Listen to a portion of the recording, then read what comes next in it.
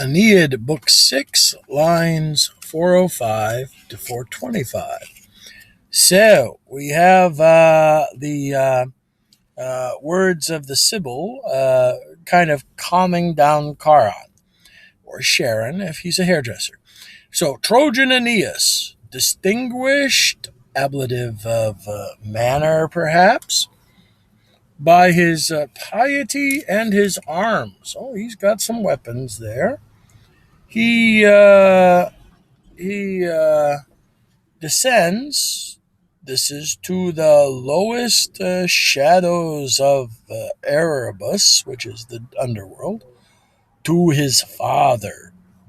She says, these are the arguments, if if this picture of such a great filial affection, piety, affects you in nulla, no respect, an emphatic form of non, but at least yet agnoskas, subjunctive imperative, volative subjunctive, at least recognize this branch, the golden branch, which is what Aeneas found on his quest, which gives him entry.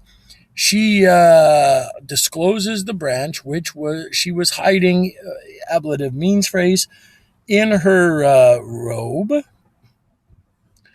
Then the swelling hearts, notice it's plural neuter, his swelling hearts reside or subside out of wrath, nor more than these, ablative of comparison with his, nor more than these, probably you would have to add dictus sunt, nor more than these words were spoken.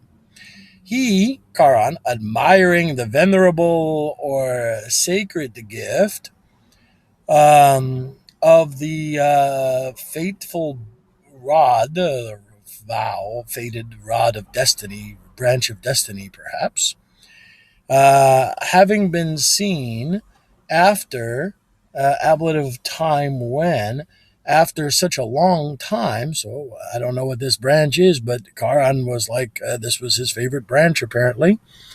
He turns the cerulean or blue skiff towards them, and he nears, takes the dative object phrase, the bank. Then he dislodges the other spirits which were sitting through the long benches. So apparently there were benches on the boat. He says, "Get the heck out of here. I've got a new bunch of guys going over. So all of you guys, you'll have to wait again." Very unfair in the underworld. And he, laksat, he clears the gangways. So he gets them off of the boat. At the same time, he accepts the huge Aeneas alweo to the hold. I guess you would probably look at this as being dative. So indirect object phrase, I guess. Huge Aeneas to the hold, I guess. So the boat. And by the way, this is the first reference that Aeneas is big. He's a big guy. The sultus, frail or stitched together skiff, so it's probably some branches sewn onto a wood frame, groaned under the weight because he was huge, or probably because he was living. And Ramosa, unusual and leaky, accepted much swampiness, swampy water. Oh, this is a great way to get to hell. At last, finally, he lands, or he puts out both the priestess and the hero, the man, safe, unharmed, across the stream in the informe, unsightly, well, that's okay too, and the unsightly mud, and the gray sedge, or ulwa, probably into place phrase. Well, Aeneas is not the only one huge, because huge Cerberus, sounds through these regions, these realms, neuter plural, object phrase, with his triple-throated barking. Oh, reclining huge in the entrance in the Adverso cave, in the uh, facing, I guess, cave, to whom the priestess, seeing his neck already, indirect statement clause, bristling with snakes, snaky, throws a offum, a cake having been drugged, ablative, I would say of cause, with honey and medicated meal. So she's drugging up the dog. That guy opening his three throats with ablative of manner, ravaging hunger. He's a hungry guy, doesn't get fed much. What does he do?